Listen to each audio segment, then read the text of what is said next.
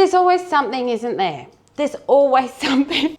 Hi everybody and welcome back to my kitchen. Today we're making Sally's peanut butter cookies. Now these cookies are delicious. You are going to want to stick around for this recipe. Now Sally's given me detailed instructions for this recipe, so I plan on following them to the letter. Not that I don't follow recipes. So we've got 125 grams of butter and we're going to pop that in our bowl. Now, the option was here to use your stand mixer or mix it by hand. I've opted to mix it by hand. You know me, bowl and a wooden spoon, I'm in heaven. Now I can use my whisk for this, but I'm just going to see how I go with my wooden spoon.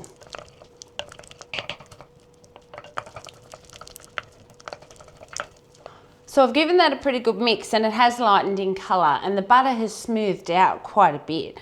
So to that, I'm adding my peanut butter. We've got 275 grams of crunchy peanut butter that we're going to add to our butter and combine it until it all comes together.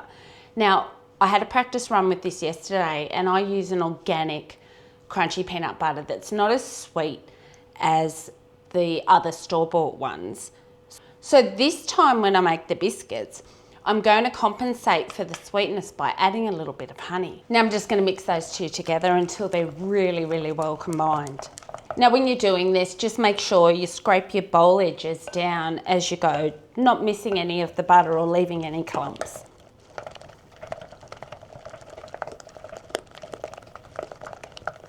Now that my mixture's not so clumpy as I'm stirring it with my wooden spoon, I'm just going to opt for the whisk now. It's not all going to get stuck in my whisk. It's easier for me to whisk. So I'm going to whisk this now until it lightens a little bit in colour. As you can see, it just looks like buttery peanut butter, which is a good thing. So let's give that a mix and we'll see if it lightens in colour. By hand. Whew. That was a good 30 seconds. I've really whisked that hard for 30 seconds. I'll just get my breath back. But it's lightened in colour and it's starting to look like a biscuit batter, cake batter, all by itself. And it's only peanut butter and butter. That's pretty amazing. To that we're adding our sugar. Now we've got 200 grams of brown sugar. Now remember, I'm still going to add some honey to this. It seems like a lot of brown sugar, but if that's packed, it's about a cup. Sally says it's either 200 grams of brown sugar, which is really good to weigh it, because sometimes you don't know how much a packed cup is, but you can put a packed cup. Now at this point, I'm going to ditch my whisk and I'm going back to my wooden spoon because I can see that this is going to get really thick, a cookie dough. Okay, so I'm back to my wooden spoon and I've just gone down, made sure there's nothing on the bottom of my bowl and that it's all really well combined. And it is. It looks like a cake batter. Now to this, we're going to add an egg. Now my eggs are at room temperature. I just got them out this morning. Now it's a good habit to get into to just break your eggs into a bowl before you add it into your cakes or your cookies. You just check your egg just in case. Seem ashamed to put a bad egg in. All those beautiful ingredients that you could possibly waste. I'm still on store-bought eggs here. I'm still painting the chicken coop. It's taking me longer than I thought, but I am doing a good job of it. So I haven't gone ahead and installed it without you guys. So just mix this through. Pretty easy so far. Just stirring and stirring and stirring all these beautiful ingredients together. Now your eggs should combine really, really easy. We're back to just our cake batter. Now we're adding our flour.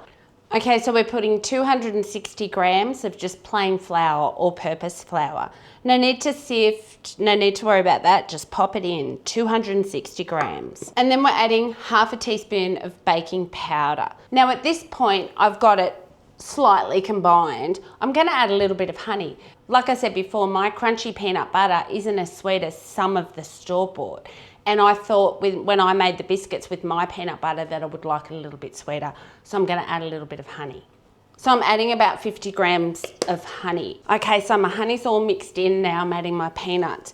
Now this gets really stiff.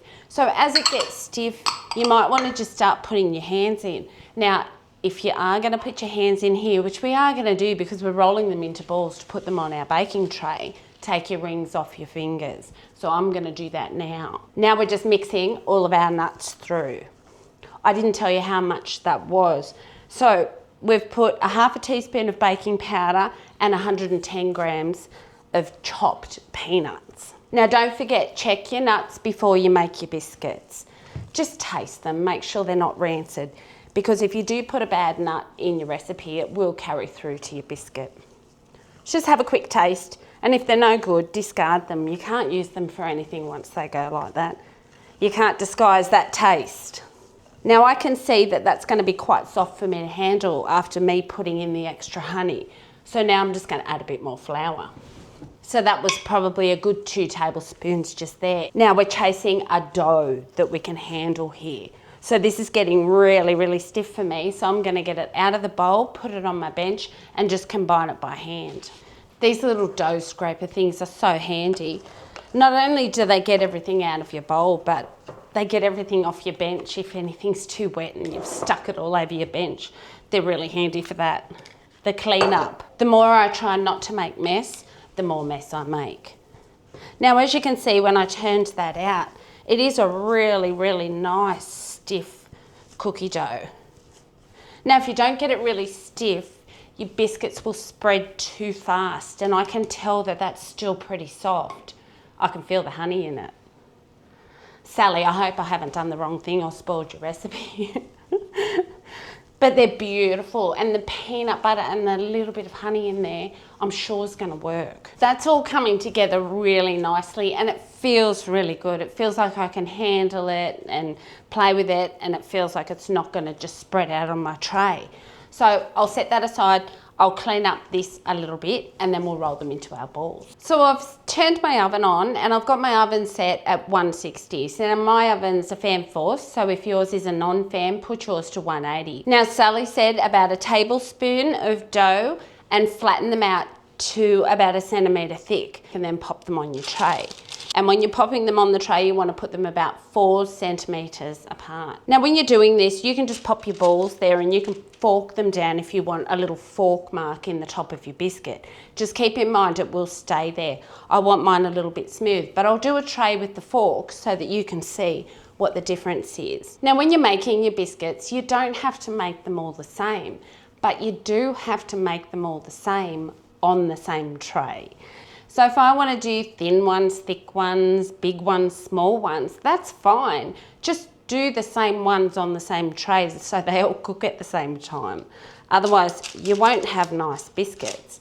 So I'll do this tray as per the instructions and then we'll mix it up with the next tray. We've got our first tray of biscuits all done, about 4 centimetres apart, and now I'm going to pop them in the oven just on the top shelf. Now these are going to take about 15 minutes to cook, but I'm going to set my oven timer for 10 because I want to keep an eye on them and I might want to turn them. My oven cooks hotter at the front than it does at the back, so often I'll turn my biscuits halfway to make sure they're nice and even. So I'll set it for 10 minutes and then we'll get started on the next tray, one I prepared earlier. Now I'll roll these in little balls the same, but I won't flatten them. And then we'll flatten these ones with a fork and you can see what they look like. Now I can see that this is going to make a lot of biscuits. Once again, basic ingredients, and you've got a whole load of biscuits. I don't know how many this is going to make, but I can see that it's going to make a lot. And once again, a bowl and a wooden spoon. Well, I did use the whisk. So a wooden spoon and a whisk. I didn't have to get out that KitchenAid, Carlo, did I? Even though I do love it, something about hand rolling all your biscuits. It's a feel-good moment. Now, as I said, I had a practice run with these yesterday, and what I did notice when you push down with the forks is that all the little cracks form around the edges like they did on the melting moments. So I really liked that. So there's a big difference between forking and just squashing with your hand. And you can see all these beautiful little edges that have formed and the cracks, oh, they'll toast up beautifully. Now remember when you're squashing them with your fork, Sally said about 1 centimetre thick, so keep them 1 centimetre thick and 4 centimetres apart. Now I'm going to pop these in the oven. So second oven timer, once again, I'm going to set it for 10 minutes.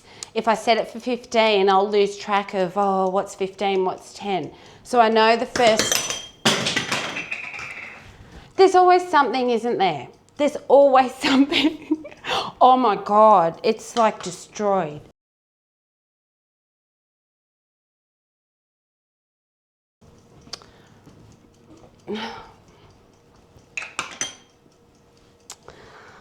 Try not to drop your oven timer on the floor. I'll see if I can put it back together and see if it'll still continue to keep my time. Well, that product's highly recommended. It went back together. Like I was saying, the first ones have got 5 minutes to go. Now I've got 2 trays of biscuits in the oven. Now I could go and sit down and wait for my timer to go off, or I could be a smart lady and roll all my balls and just sit them here on the bench so that when one of my trays is available, because I'm only going to use 2 today, I'm being a bit stingy. Well, actually, I've only got 2. So I can just roll all my balls, sit them here, so when my tray's ready, I'm good to go.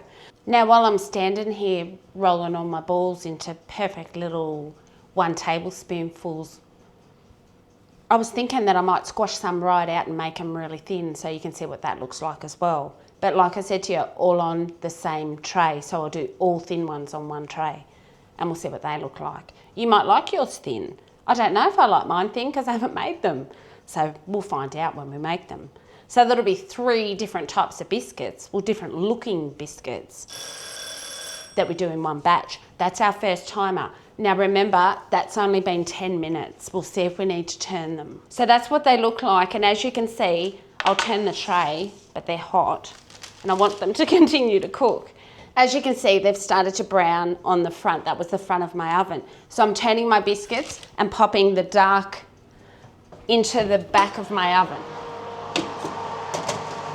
I tell you what, I can see the fork ones coming along and they look fantastic. I think I'm a fan of the forking.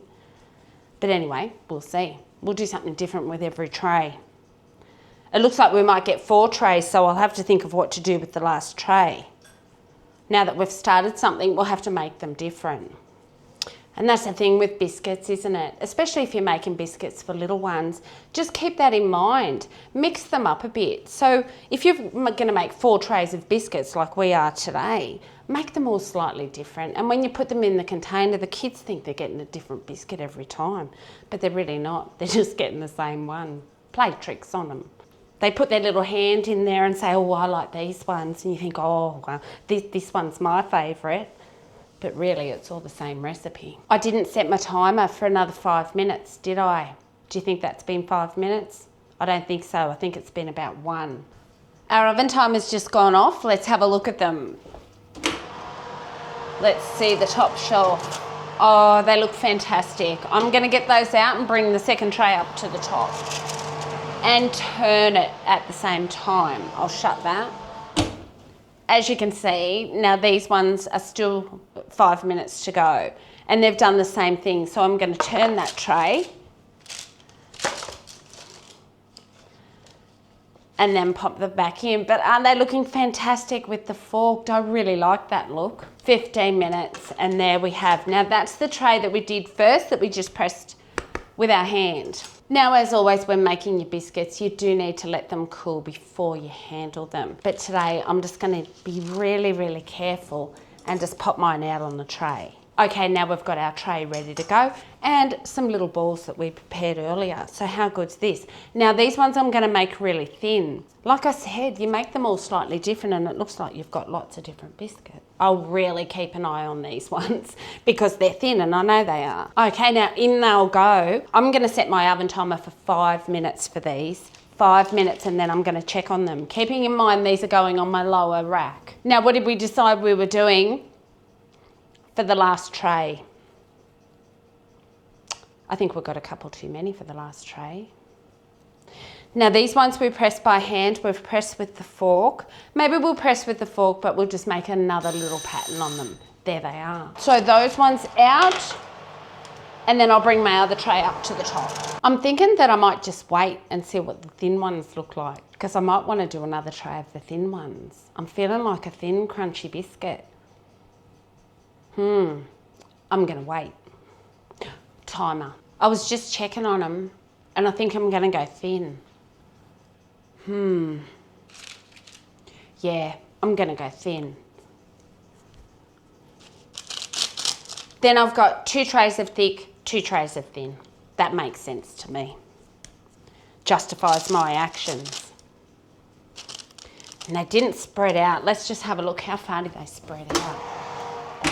They didn't spread out too much at all, like I thought. So we can fit heaps more on here. So we might be able to get all these on. Ooh, these are going to be so nice. Oh, look at this. I think we're going to make it. We're going to make it work. Oh, this one looks like a big one. Okay, look at that. We have our second tray. So I'm going to pop these in and have a sticky beak while I'm in here. Oh, yeah. Oh. I'm going to turn those. I'll grab them out for you. Oh, you know what I should have done? Look at that. I should have put a fork print on those ones.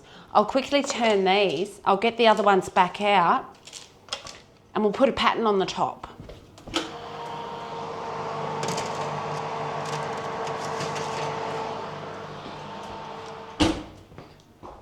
Nothing like cooking in the kitchen with Mel. Okay, let's grab a fork and let's put a little pattern. What are we going to do? Quick, quick, quick. Let's just do a couple of forky. I'll move this. Is that hot yet? No. Let's just do a couple of, mix it up a bit. So I'm just going to fork all my biscuits that way, and then I'm going to turn my tray and just fork them the other way. We'll see what they, oh, I didn't really do a good job of that, did I? Now just turn your tray the opposite and we'll just fork them and we'll give them a little crisscross look. All crisscross back in the oven. This is our first tray of flat ones and I've decided to take them out at about the 12-minute. I want these ones a little bit chewy and the other ones that we really flattened out with the fork on. I'm hoping to get a real toasty look on those. Okay, so that's our last tray of biscuits out of the oven. So let's have a look at them all. These look fantastic and I've just counted them all. Now this made for me 47 biscuits. That's a lot with, once again, basic ingredients. I think these ones are my favourite. Look at these. These are the ones that we forked. So we flattened them and forked them.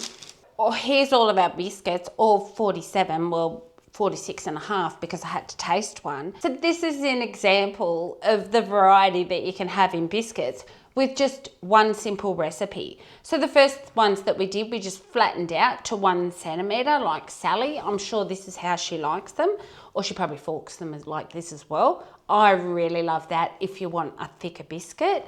And then we flatten them out. So we've got these two, this one's just flat, which I think that's going to be great. And then we've got what looks like a little fancy biscuit. So let's go ahead and open them and see what they look like. Oh, soft, not too soft, crunchy on the outside, but firm in the middle, a little bit chewy. And then we've got these ones that have the lovely little pattern that I'm sure are very similar. Look at this, look at the nuts in them. That's a beautiful biscuit, that one. I think I took these ones a little bit further than that one. And then we have our thin ones. Beautiful. And then look at these ones. I think these ones are great. Now these ones are still a little bit warm, so it's probably not fair. Oh, look at that. A crunchy little biscuit cooked through. Oh, this is a fantastic recipe, Sally. Thank you so much, Carlo, for sending it in. You'll have to give this recipe a go. Until next time, take care and keep an eye out for the ginger biscuits. I can't wait for those. See you then.